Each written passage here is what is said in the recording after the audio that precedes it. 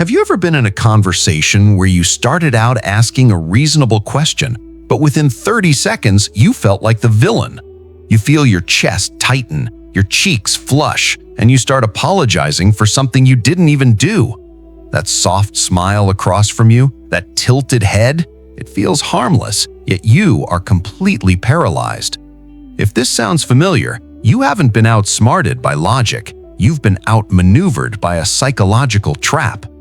Liars and manipulators, whether they are toxic partners, office politicians, or coercive salespeople, rarely attack you with direct lies. Direct lies are too easy to disprove. Instead, they attack with questions. These questions are subtle, engineered viruses designed to infect your judgment and make you fight your own mind. Today, we are going to dismantle the 5 most dangerous traps manipulators use to steal your power.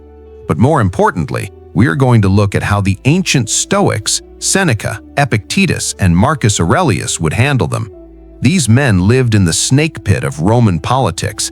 They knew that while technology changes, human deceit remains exactly the same.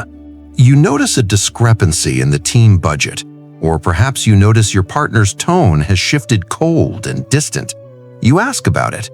The response comes with a chuckle and a dismissive wave. Wow, why are you being so sensitive? This is the oldest trick in the book. By labeling your reaction as sensitive, the manipulator is trying to overwrite your reality. It is a specific form of gaslighting. They aren't addressing the budget error or the cold tone. They are addressing you.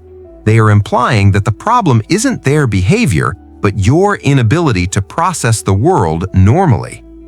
In the corporate world, I once watched a manager, let's call him Julian, try this on a junior analyst who spotted a compliance risk.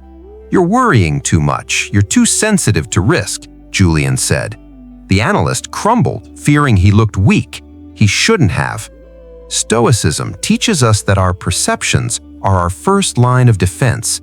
Sensitivity, in its truest form, is simply high-resolution data gathering.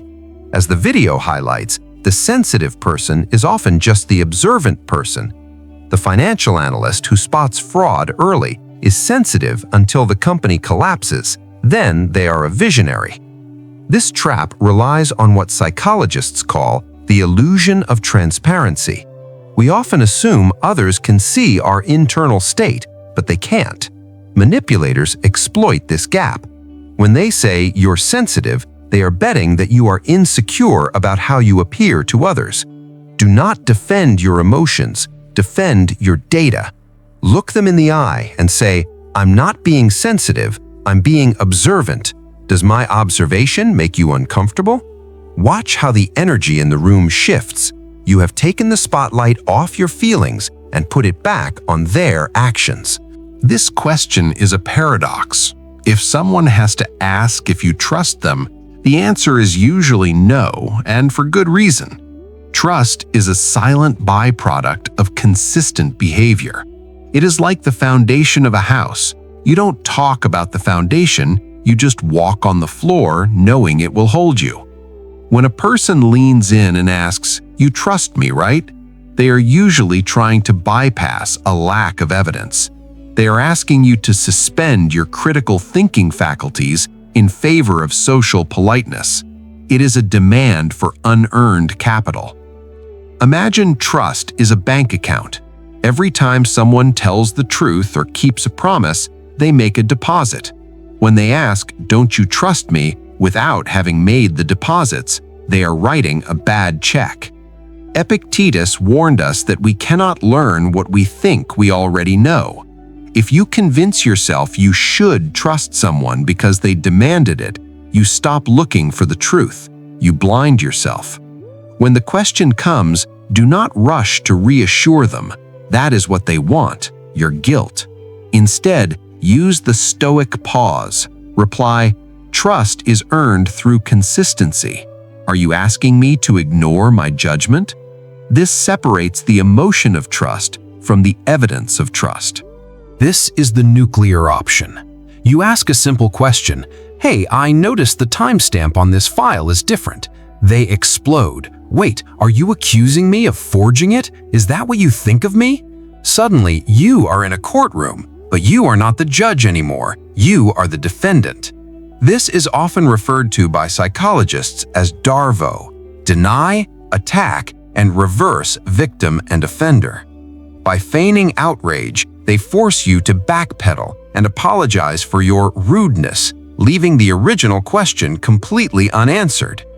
I recall a board meeting where a director asked about a delay.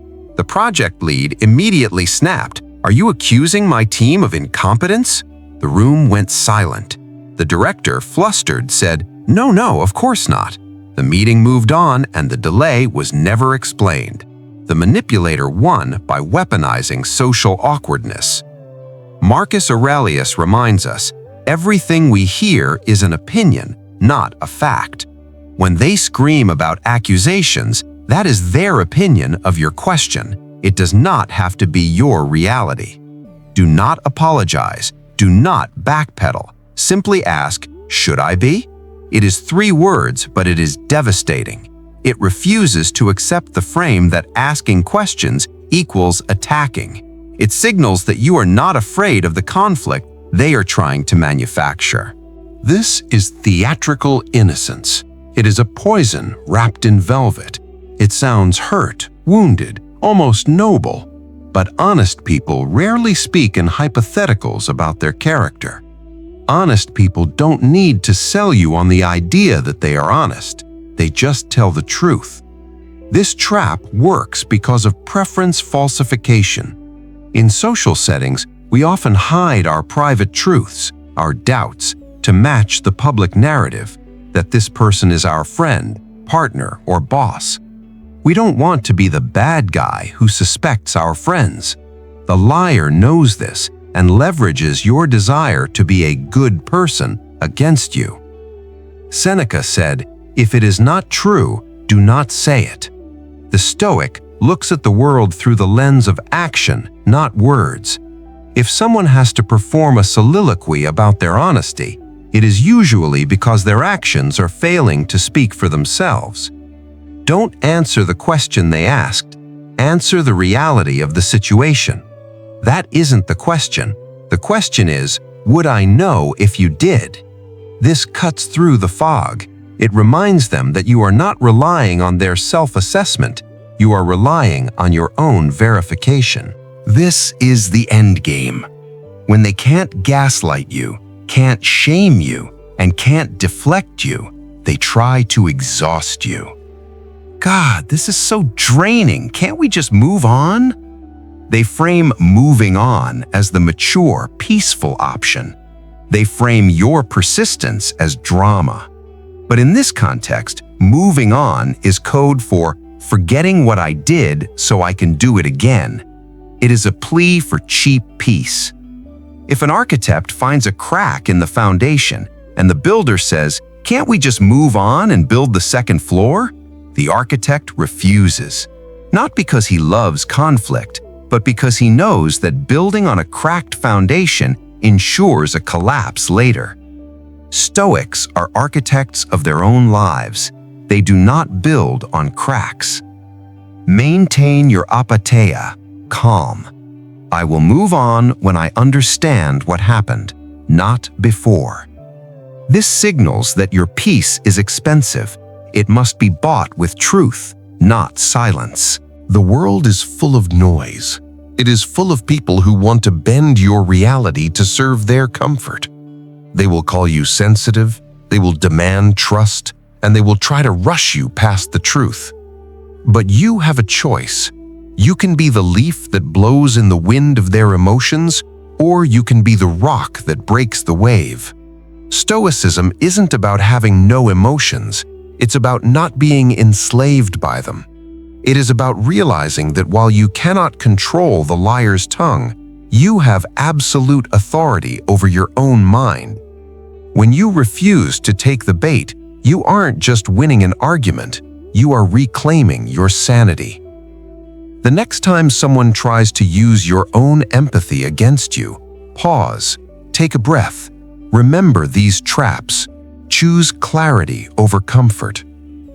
If you found value in this breakdown, share your own experiences in the comments below.